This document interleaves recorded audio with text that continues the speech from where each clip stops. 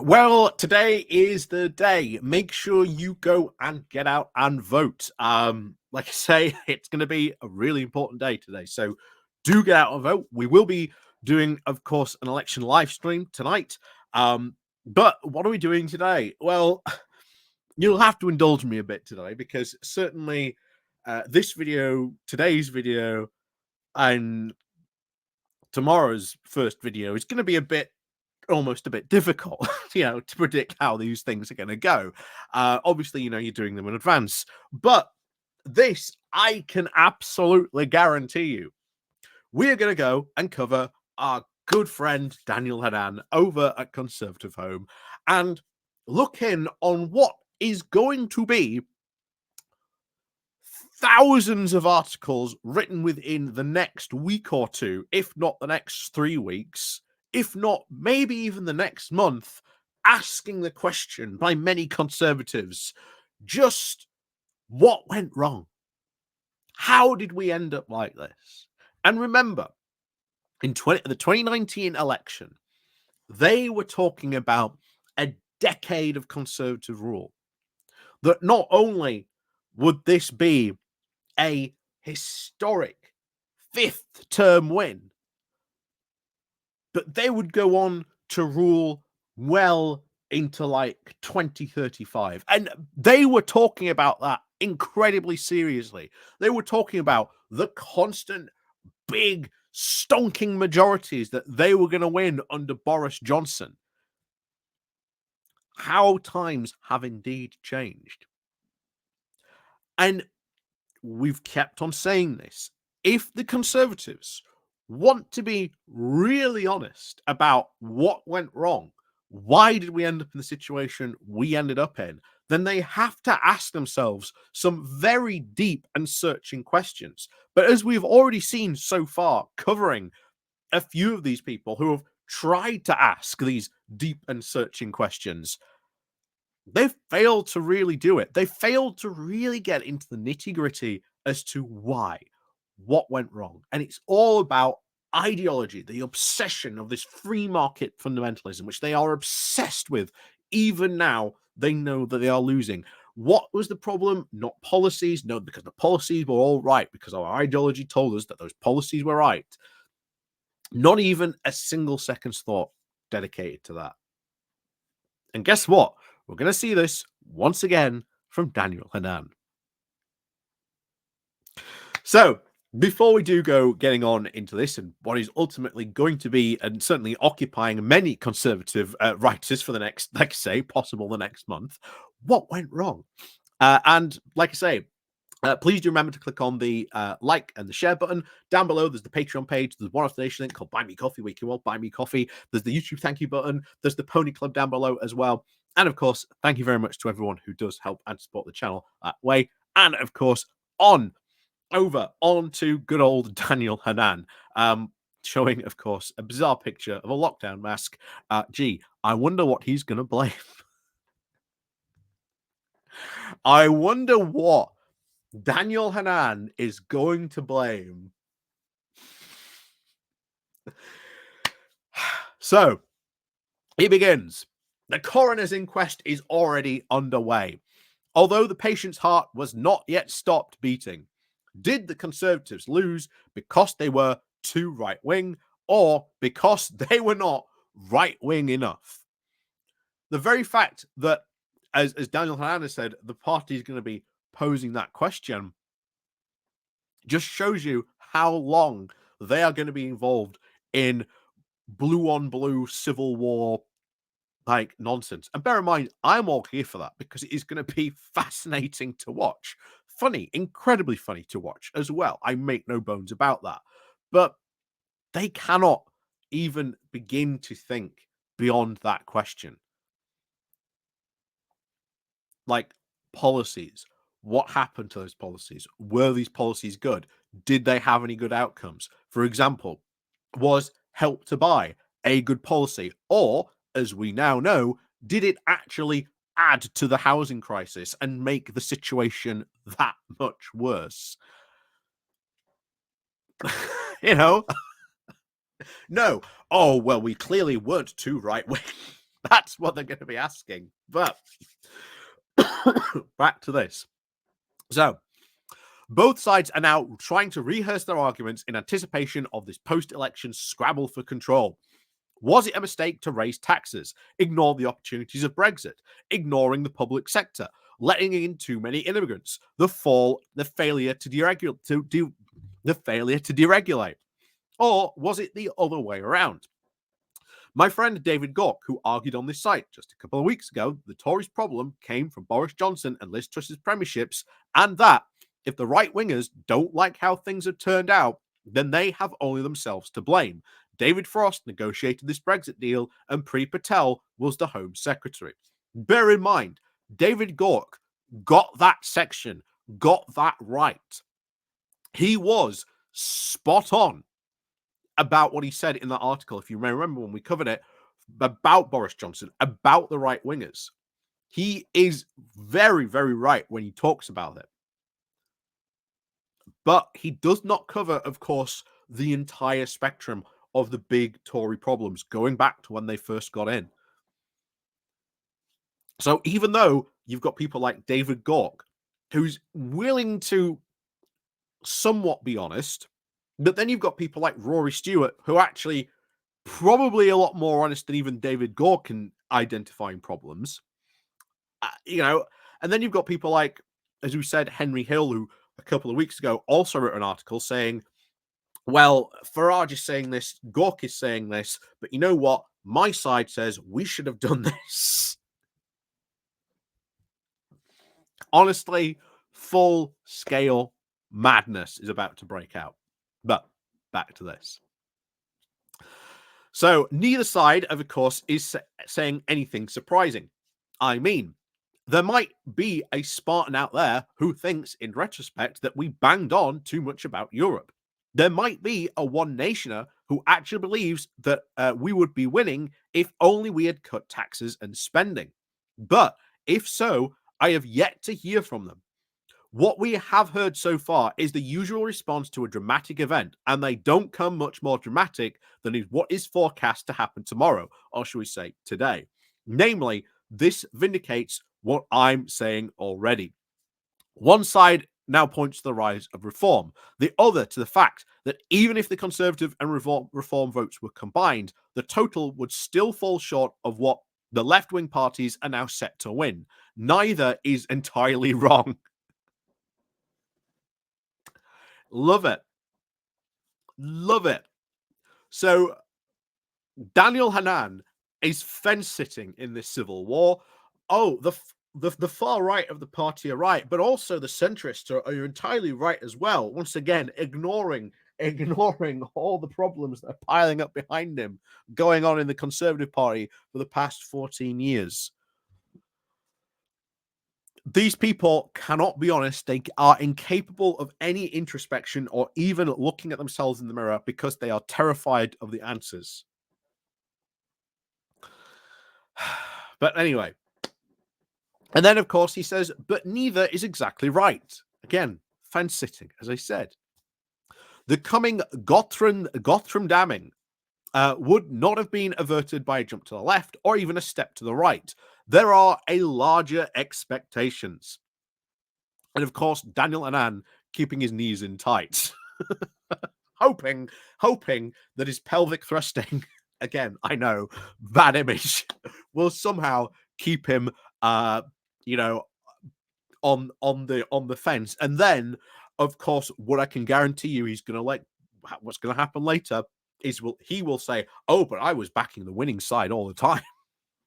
And then, as always, when that leader gets changed, he will suddenly change his mind and say, oh, no, I was in the center all the time, and then end up backing whoever happens to win. Daniel Hannan, the ultimate fence sitter. But there you go. As this column keeps pouring out, as this column keeps pointing out, getting a fifth consecutive victory is almost unprecedented. The last time this happened was in 1830, and 2 years after that, the Tory party was so pulverized that it had to close down and then relaunch itself in 1834 as the Conservative Party. Being elected for a fifth term was always a hell of an ask, But the lockdown put it beyond reach.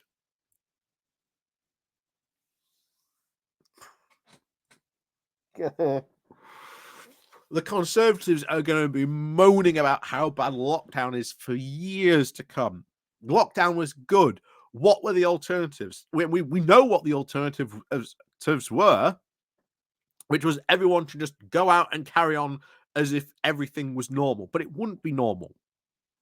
And Dan, I highly recommend you look into what happened in America between the blue states and the red states. The blue states where they locked down and the red states where they didn't, because there is a very big dramatic difference in the deaths.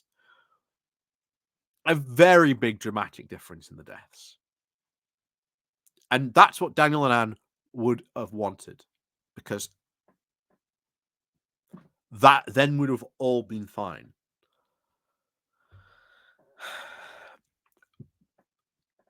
God help us if this group of people ever gets in power again and there is another worldwide pandemic, because oh boy, it would be bad. It would be really bad. So back to it. But lockdown, of course, put it beyond reach. Around the world, parties that were in office when the bills came have now suffered. Centre-right parties got an extra kick when the prices and tax rises, and after 14 years, the Tories are now in for the toughest kicking of all. That might have a lot more to do with it, that we've had 14 years. And when Rishi Sunak asked the question and was laughed at, quite rightly, aren't we all better off as a country after 14 years of Tory rule? The answer came back no. Because everyone just thought it was a foolish question for him to even ask, to him to even put forward, to say, oh, we're all better off after 14 years of Tory rule. We're not. But back to this, crying about lockdown. But never mind. Labour wanted an even harsher lockdown. Never mind that. When Johnson lifted the restrictions in 2021, earlier than most countries because of the speedier vaccine rollout, and again, look what happened after that. Keir Starmer predicted 100,000 cases per day because of what he, quote, babyishly called the Johnson variant. Never mind that. Starmer would have mistakenly have kept us all locked up for months more. In politics, oppositions never carry the can. And yet in 2021, even though we were lifting restrictions, where are we now? We're at a state where COVID is up. This summer, there's been a lot of COVID cases. It hasn't gone away. It's still out there. If it comes back in quite a significant way, we might have to lock down again to help to protect the NHS. Because otherwise, if we don't, things could be infinitely worse. But by the laws of mathematics, many of those now complaining about the effects of lockdown must have been in the 71% who opposed its end, let alone the 93% who backed it at the start. But none of that matters. Who said politics was fair? And of course, Daniel Hannan will continue for years complaining about lockdown, saying, oh my word, wasn't Sweden amazing? Look how Sweden didn't lock down. Again, false. Sweden did lock down. Sweden had massive safety nets, which to begin with were what were enabling people to sort of go and isolate. But even they had to eventually lock down. They bang on about, oh, wasn't Sweden good during the lockdown? But it is not reflective of the reality of what happened in Sweden. But there you go. Anyway, back to this. The ultimate cause of the government's unpopularity is now the failure to get on top of the administrative state. Yes, it's the civil servants who are to blame. I'm sure it has nothing to do with 14 years of austerity, Brexit, Partygate, Boris Johnson, Liz Truss crashing the economy. I'm sure it has nothing to do with those. Absolutely nothing to do with. Anyway, After canvassing for over a month, I have now been struck again and again by how many of the complaints one hears on the doorstep have to do with the bodies that are beyond ministerial control, from wokery in the National Trust to long waits for the GP. Wokery in the National Trust has nothing to do with our government. Yes, they do receive government money and they do a good job at doing what they do, but the idea and the plan to take over the National Trust involve selling off hundreds of thousands of square miles of National Trust properties to private individuals to do God knows what with. Now, long waiting lists for the GP, that is a government problem. That is something, you can talk about now, and something your government is responsible for. Um, Again, he goes back to talking about lockdowns. Lockdown was, in a sense, another victory for the quangocracy.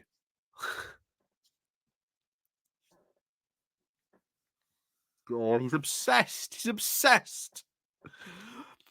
Although, in fairness, it is hard to see any democratic government openly defying the official medical bodies during a pandemic. Sweden. Damn, please don't. Please, please don't. I have people from Sweden who watch this channel, and I can guarantee they're either about to rip you to shreds in the comments. If you are from Sweden, please do feel free to comment on what Daniel Hannan has to say here. So, what's he got to say? Sweden happened to have a chief scientific advisor brave enough to stick to the plan and not be bounced by hysterical commentators. Britain did not.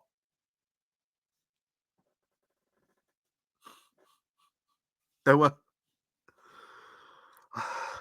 multiple things going on in Sweden. We don't have time for this now, unfortunately. We really don't.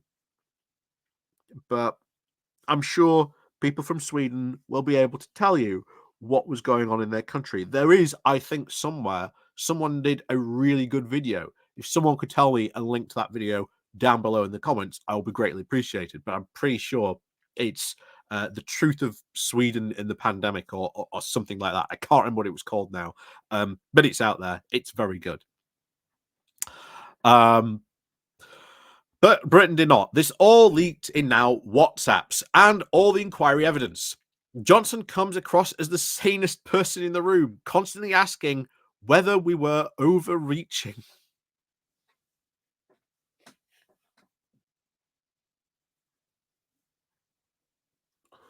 Yeah, and the response to Johnson and that has been absolute shock of what could have been. The death count from COVID could have been infinitely higher. But by 2020, the pattern had already been set. In a clash between the administrative state and an elected minister, the bureaucracy would get in its way. This is such an Americanism, the administrative state. But again, he's blaming civil servants for all the Tory woes. But anyway, back to this. The bureaucracy would then get its way. Our media, of course, are not interested in the failings of non-politicians, and the public will always cheer for what it imagines to be the disinterested experts. I have written many times on Conservative Home about how power has now shifted away from Hacker to Humphrey. And after the 2019 election, the former Conservative and UKIP MP Douglas Carswell was commissioned to look at the problem and draw up some generally radical solutions. But the pandemic hit and the momentum was lost. I don't think Douglas Carswell, quite frankly, would have come up with any genuine radical solutions except cut the size of the administrative state, meaning thousands of civil servants and expertise and extra was going to be lost. You see this with Donald Trump's 2025 plan or Project 2025 and what the Republicans are desperate to do. It's not good for America and it would not be good for the UK.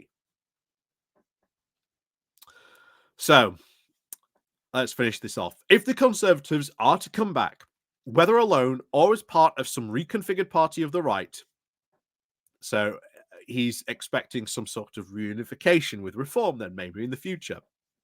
But we continue. The first item on their agenda must be to make sure that the state machine is now answerable so that politicians can deliver on their promises. One of the big problems that we constantly saw during all this period was when politicians wanted to do things, the civil servants would come back and go, we can't do that because there is this law, there is this bill, there is international law telling them why they couldn't do this or what the problem was going to be. You can't just ignore that and then blame it on the civil state when they're essentially just doing their job. Anyway, to complain, of course, that the courts keep on overturning the measures against illegal immigration, or that the civil servants keep striking down policies that are deemed incompatible with climate targets, or that the RNHS is now failing to deliver on its unprecedented chunks of money it keeps getting, it will only ever come across as whining.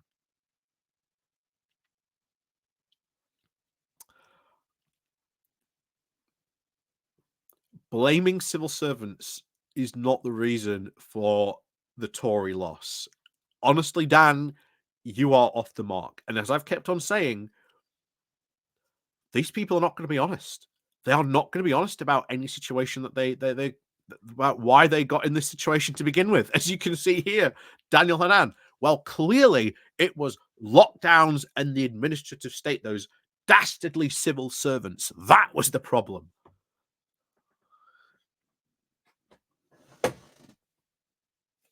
God, this civil war is going to be amazing to watch. This civil war is going to be amazing to watch on so many levels. Really is. But it's coming. It's coming. And then he finishes off, until we restore power to the act of casting a ballot, we will go ahead and keep up ending where we are now. Again, nothing to do with the quangnocracy or anything like that. Even the comments. Somebody immediately states, will we learn the lesson and implement it when we return to power? Question mark.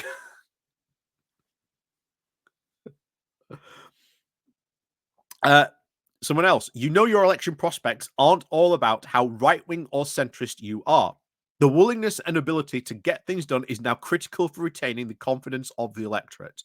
Being all mouth and no trousers really doesn't cut it. This was what was the party's overarching vision for the country for the past 12 years actually supposed to be? I don't know, and I'm not sure if they do.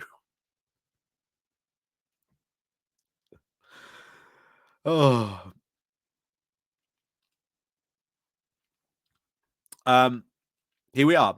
Someone else says, I can't even begin to count the number of times that I've read the suggestion here that Sweden got it right in its response to the pandemic. Sweden's own independent commission, which investigated its response, was highly critical of Swedish government's failure to introduce, quote, more rigorous and intrusive disease prevention and control measures in response to the pandemic.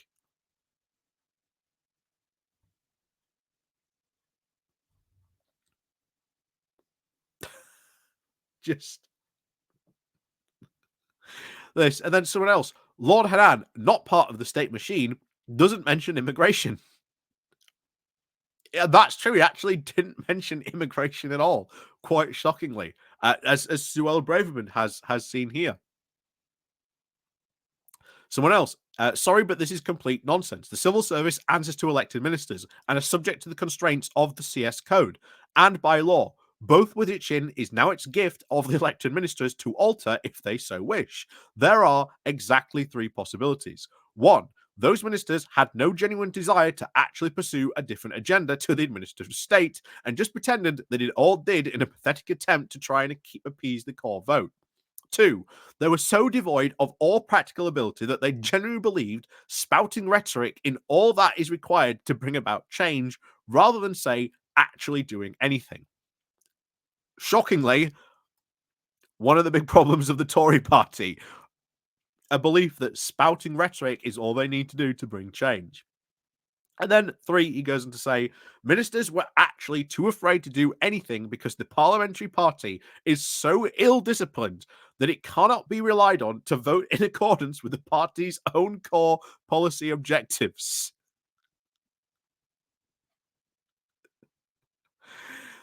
If either 2 or 3 are true, then they render the party completely unfit to govern.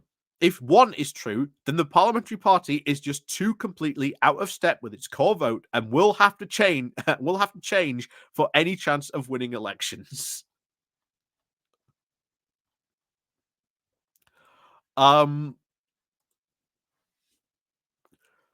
Tory civil war tomorrow.